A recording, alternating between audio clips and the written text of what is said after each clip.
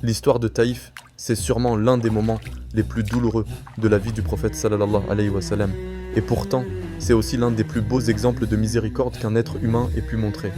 Tout commence après des années d'insultes, de boycotts, de menaces et de souffrances à la Mecque.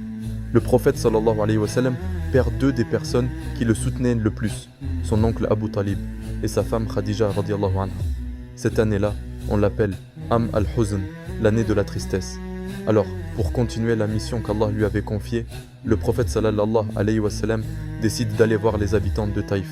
Son objectif, leur transmettre le message et peut-être trouver un soutien, une protection, une terre où l'islam pourrait respirer. Mais une fois sur place, tout se passe mal. Les notables de Taïf se moquent de lui. Ils l'insultent. Ils refusent totalement son message. Pire encore, ils lâchent sur lui des groupes d'enfants pour le faire sortir de la ville. Ils l'entourent. Ils le suivent et ils commencent à jeter des pierres. Des pierres encore et encore, jusqu'à lui faire saigner les pieds. Le prophète sallallahu alayhi wa sallam marche, tente d'avancer, mais à chaque pas, le sang coule. Imagine la scène, le meilleur des hommes, humilié, seul, blessé, rejeté, juste pour avoir transmis la vérité. Il finit par s'éloigner et trouve refuge dans un petit verger appartenant à deux frères. Là, affaibli, il s'assoit contre un mur et lève les mains vers le ciel. Il fait alors une des plus belles invocations. Seigneur, je me plains à toi de ma faiblesse, du manque de moyens et de l'humiliation que subissent les gens envers moi.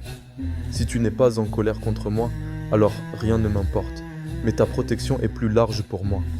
À ce moment-là, Allah envoie l'ange Jibril alayhi salam. Jibril dit: Ô Muhammad, Allah a entendu tout ce que ton peuple t'a fait.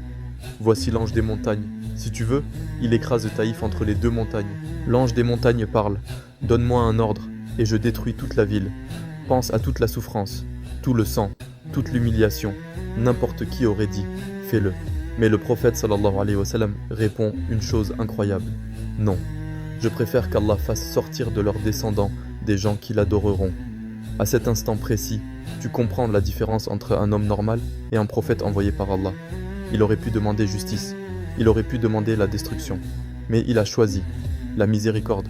Et aujourd'hui, plus de 1400 ans plus tard, Taïf compte des milliers et des milliers de musulmans. Son invocation a été exaucée. Voilà pourquoi l'histoire de Taïf est l'un des plus beaux enseignements de patience, de douceur et d'amour pour les gens. Même quand ils ne te donnent que de la haine, toi, donne ce qu'Allah aime, la miséricorde.